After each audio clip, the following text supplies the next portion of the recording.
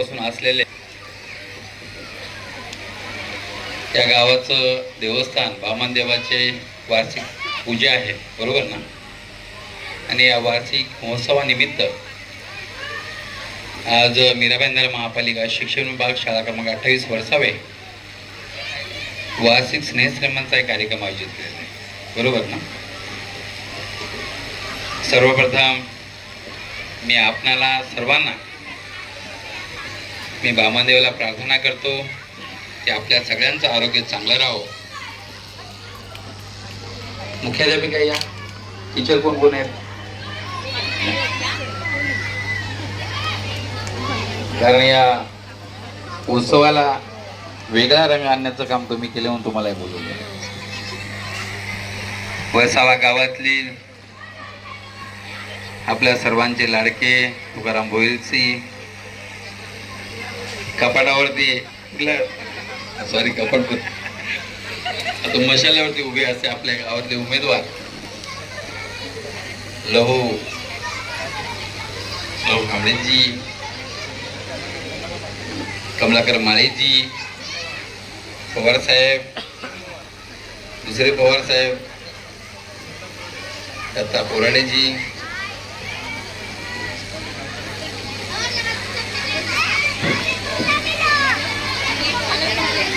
Ranjana madam, Sanjana sorry, शाळेतील सगळ्या teachers आणि भगिनीशिवाय कुठलं कामच होत नाही, कारण मॅजॉरिटी जास्ती ते भगिनीचे. सगळ्या गावातील भगिनी, सगळे टीचर्स आणि आपण काय मुलांना काय कसं कशात भाग घेतला डान्स मध्ये, आणखी कशात भाग घेतला? शिवजयंती निमित्त कोणी भाग घेतला की नाही? घेतलाय ना? सगळ्या युवांना मी मनापासून धन्यवाद देतो. एक नक्की आहे, स्टुडंट किती आहे तिथे? बाकी कुठे गेले? माझ्या आतमध्ये तयारीत आहे, म्हणजे दुसऱ्या प्रोग्रामासाठी. सगळ्या पालकांना, ग्रामस्थांना माझी एक विनंती आहे, आपली मराठी मीडियमच्या जरी शाळा असल्या तर आपल्या टीचर्स खूप लांबून येतात या परिसरामध्ये, कारण मी लहानपणापासून इथेच राहिलो आहे आणि सगळ्या शाळेचा मला चांगला अनुभव आहे. आपल्या मराठी मीडियममध्ये जरी शिकत असल्या युवांनो, मुलांनो, अभ्यास करता की नाही? डॉक्टर कोणाला बनायचंय? गावात कोणी नाही डॉक्टर बनणार? 1, 2. पोलीस ऑफिसर कुणाला बनायचंय? 2, 3, 4. वकील कुणाला बनायचंय? वकील कुणाला नको? मग गावातल्या लपडे मिटवेल को?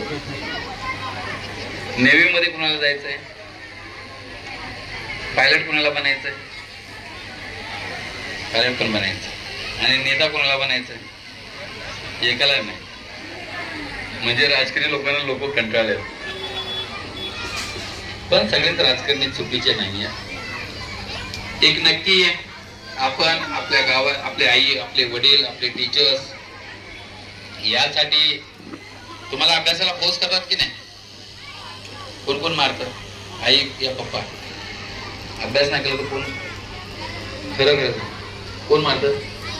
आई. आणि शाळेमध्ये टीचर मारतात. छडी लागे छमछम विद्या ये. सगळ्यांना मी एवढं सांगेन, जर आपल्याला पोलीस ऑफिसर बनायचं असेल, वकील बनायचं असेल, डॉक्टर बनायचं असेल तर काय करावं लागेल? काय करावं लागेल? करता का? नक्की नक्की ना? तो चांगला अभ्यास करेल. टीचर मला पुढल्या वेळा बोलवा स्नेहसंमेलना. तुम्हाला काय देईन मी माझ्या वतीने? प्राइज किती देणार? 5001. किती रुपये देणार? पण चांगल्या मार्काने जो पास होईल तर, आपल्या शाळेचा नंबर आला तर आणणार? नक्की नक्की ना? चला ठीक आहे. चला धन्यवाद तुम्हाला. आणि पालकांना माझी विनंती आहे, आपली मुलं जर सुशिक्षित करायचे असतील, शिकवायचे असतील, तर मुलांकडे लक्ष देणं हे खूप गरजेचं आहे. कारण आपला मुलगा शाळेत जातो, मुलगी शाळेत जाते, पण ते अभ्यास करते की नाही, शाळेतला जो पाठ्यक्रम आहे त्यांनी स्टडी केला की नाही, याकडे पालकांनी लक्ष द्यावं. कारण मुलगा किंवा मुलगी जर शिकेल तर तिचं भविष्य बनेल, आणि जर मुलगी आणि मुलगा जर शिकला जर नाही, त्या मुलांचं भविष्य बनणार नाही. कारण आपल्याकडले जे टीचर्स आहेत, महापालिकेमध्ये वेळेला पगार मिळतो नाही मिळतो, ते पगारासाठी काम करत नाही आहे. किंवा मी टीचरची बाजू घेऊन बोलतोय असंही नाही आहे. कारण मी मराठी मीडियममधून शिकलेलो आहे. शिकून मी 3 वेळा या शहराचा नगरसेवक बनवू शकतो. या शहरामध्ये मराठी मीडियममध्ये अनेक डॉक्टर झाले, काही इंजिनियर्स, काही ऑफिसर आहेत, काही टीचर्स झाले. आपल्या सर्वांना माझी एकच कळकळीची विनंती आहे की आपण सर्वांनी फक्त मुलं शाळेत गेले, काय अभ्यास केला आणि मुलं काय करतात याकडे आईवडिलांनी पालकांनी लक्ष देण्याची खूप काळाची गरज आहे. शाळेमध्ये मुलांना टीचरने कधी दम दिला असेल, कधी मारला असेल, तर बरेचसे पालक टीचरलाच भांडायला जातात. टीचरची तुमची दुश्मनी आहे का? दुश्मनी आहे. जर टीचर जर तुम्हाला दम देतात किंवा मारतात, कुणासाठी देतात? कुणाच्या भविष्यासाठी? मग टीचरला आपण आईवडिलांनी घेऊन भांडायला जायला पाहिजे का? पण बरेच जण जातात की नाही? जातात ना. टीचर येतात का? आपल्याकडे नाही. त्याला चांगले म्हणजे गावातले लोक चांगले. आपण सर्वांनी मिळून या गावाच्या सर्वांगीण विकासासाठी बऱ्याचशा लोकांनी या ठिकाणी काम केलं. पहिल्याचं वर्षाव आणि आजचं वर्षाव खूप मोठा अंतर आहे. प्रयत्नांती परमेश्वर. जर चांगले प्रयत्न जर केले, माझ्या संपर्कात किती भगिनी तिथे? माझ्याकडे ऑफिसला येणार, मला ओळखता का? मी भगिनींना विचारतोय, ओळखता मला? किती जणी ओळखता? हात वरती कराल का? म्हणजे ओळखतात, म्हणजे माझा परिचय आहे. त्याला धन्यवाद. म्हणजे गावात माझ्या ओळखीचे आहेत. कारण मी इलेक्शन जे जिंकलोय त्यामध्ये 50% भगिनीचा म्हणजे हात आहे. कारण माझ्याकडे 6,500 ते 7,000 महिला संपर्कात आहेत. त्यामध्ये त्याला उज्ज्वला गॅस योजनेचा विषय असेल, लाडली बहिणीचा विषय असेल, आयुष्यमान कार्डाचा विषय. आयुष्यमान बनवलं का सगळ्यांनी? आयुष्यमान कार्ड बनवलंय का? आवाज नाही. तुम्ही काय जेवले बिवले नाही की? नवऱ्याने दम दिला नाही ते काय बोलायचं नाही असं काय नाही ना.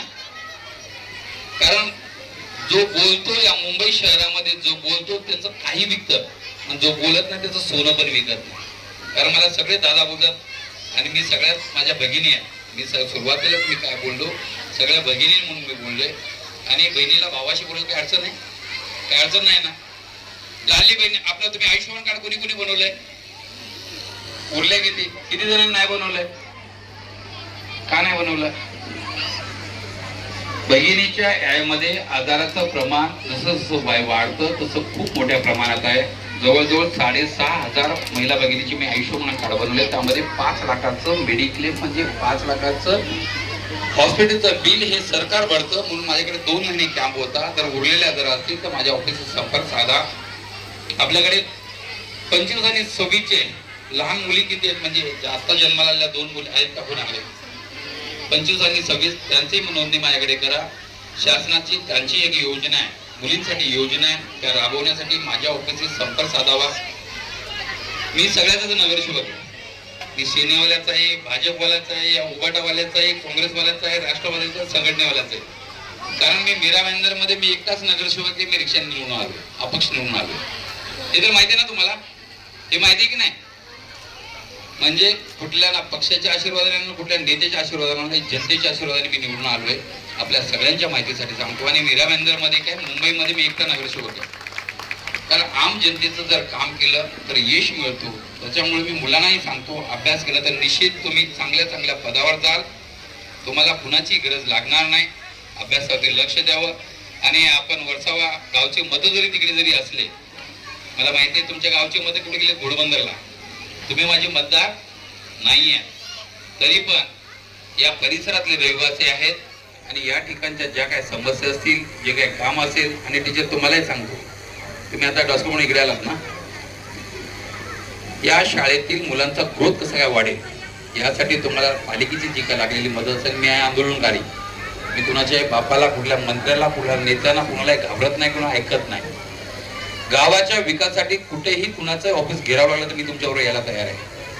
पण चांगल्या कामासाठी आपसामध्ये फक्त वादविवाद न करता, काजूपाडा काय गावामध्ये आपसामध्ये ना, ही याचं तोंड बघत नाही, ती तिचं तोंड बघत नाही. सगळे गावकरी आहेत. मतभेद असायला पाहिजेत पण मनभेद नसायला पाहिजेत. माझी सगळ्यांना कळकळीची विनंती आहे, गावातले तुमचे मतभेद सोडून गावाच्या विकासासाठी, महिलांच्या विकासासाठी, युवांच्या विकासासाठी, शाळेतील विकासासाठी आपण जर काही कामं घेऊन येत असाल तर निश्चित मी तुम्हाला मदत करेन. आपण या चांगल्या कार्यक्रमाला मला पूजेला बोलवलं, मान सन्मान दिला, त्याबद्दल मी पुन्हा एकदा धन्यवाद देतो. आणि टीचरांना सगळ्यांना मी विनंती करतो, कारण या परिसरामध्ये जसं मराठी शाळेचं नाव आलंय, कारण तुमच्यासाठी काय गरज पडली तर मी उभा आहे. कारण निराबंदर महापालिकेमध्ये ज्यावेळेला 7वा वेतनच्या वेळेला महापालिका आमच्याच बॉडीने ज्यावेळेला विरोध केला होता, त्यावेळेला मी जाऊन भांडून तुम्हाला 7वा वेतनसाठी ठराव करून देण्यासाठी मी आलो होतो. ही तुमच्या माहितीसाठी, तुम्हाला माहिती असावी, कारण त्यावेळेला मी कॉपचा नगरसेवक होतो. आताही तुम्हाला ज्या वेळेला गरज पडली असेल, टीचर लोकांना काय गरज असेल, माझ्याला काम असेल तर निश्चित सांगा, कारण मी शाळेमध्ये असे व्हिजिटला येणारच आहे. तर तुम्हाला मी मदत करेन. आणि आपण सगळ्यांनी मला बोलवलं, मान सन्मान दिला, त्याबद्दल मी मनापासून धन्यवाद देतो. जय हिंद, जय महाराष्ट्र, भारत माता की जय. धन्यवाद.